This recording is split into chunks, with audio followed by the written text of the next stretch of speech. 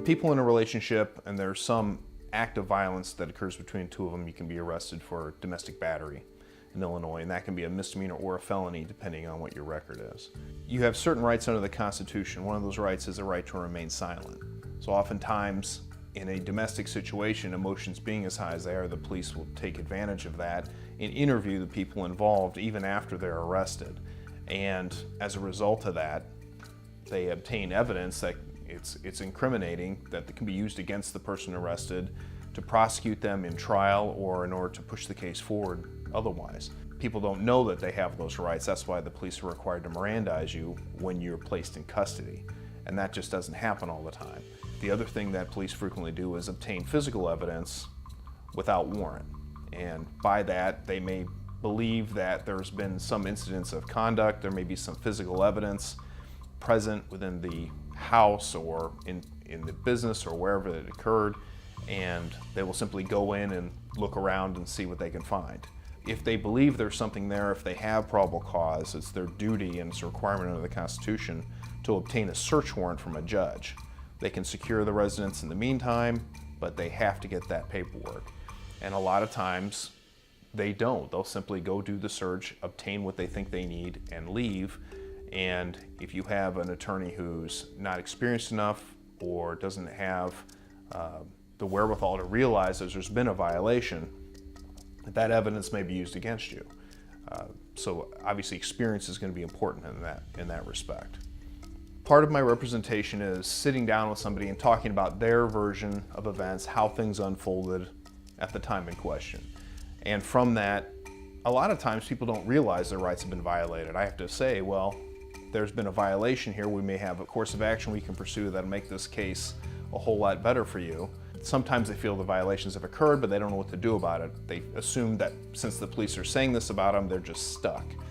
But the truth is that there are lots of remedies available through the courts, such as filing motions to suppress or motions to quash or even motions to dismiss under certain circumstances based on those violations if they occurred. And that's part of what your experienced defense counsel will do, is file those motions and pursue those vigorously. And judges will listen and they will give you a fair hearing. And if you preside on that, then that evidence will be deemed inadmissible, whether that's a verbal statement by yourself or any sort of physical evidence that was improperly obtained. Oftentimes people think just because they're arrested and maybe they even made a statement that's incriminating, they don't have any choice but to go in and plead guilty. And that's also not the case. Although people realize they have a right to take their case to trial, they don't really view that as a serious option. They just think, well, there's nothing I can do. I'm just going to plead guilty and take whatever they offer me, not realizing the long-term consequences of that sort of choice. What I do is sit down with them and talk to them about all those options, all those consequences, and whether or not trial is the best option in any particular case. Immediately start shopping around for an attorney. Call, meet, and discuss your case with attorneys, but attorneys only. Don't discuss it with family or friends or anything else, because those statements can come back and haunt you later. Reach out, talk to some attorneys, try to get the best representation that you're comfortable with so that you're well represented immediately.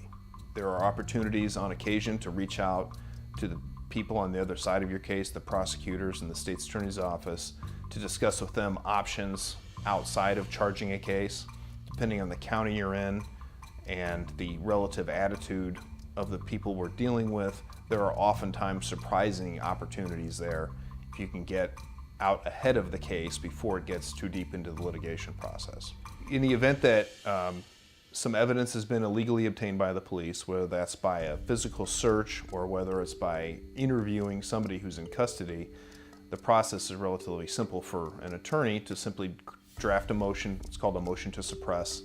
And essentially what it does is ask the court to not allow the state to use that illegally obtained evidence should the case go to trial.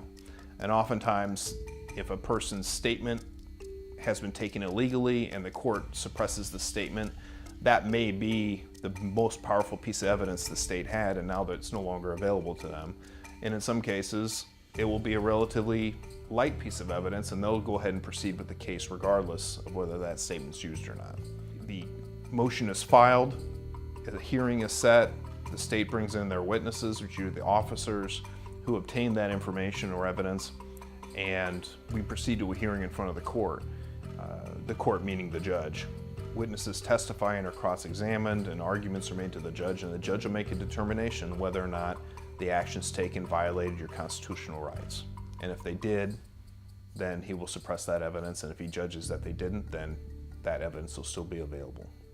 Once our office is retained, we immediately file the paperwork to obtain the police reports and other discovery materials from the state or the police agency that's involved. And once we receive that, we immediately look at it with that experienced eye to determine if there's anything in those reports that could be potential benefit to a defense.